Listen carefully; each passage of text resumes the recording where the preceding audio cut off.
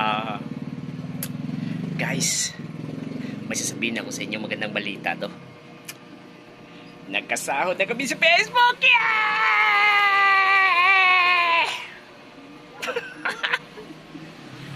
Sa hapon, nag-withdraw ako sa video.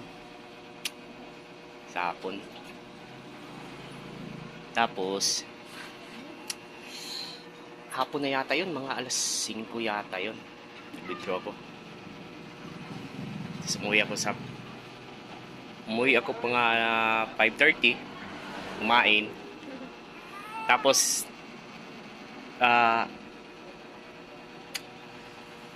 natulog kasi bukas ko nabibilangin kung magkano yung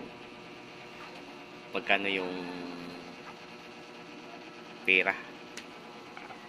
Parang excited na masyado. Malaking pera, guys. Tapos, natulog muna ako. Kasi pagkatapos kong kumain, tulog muna ako. Tapos kung natulog, ginising ako ni Cecil. Ginising ako niya. Sabi niya, panaginip lang pala ang lahat.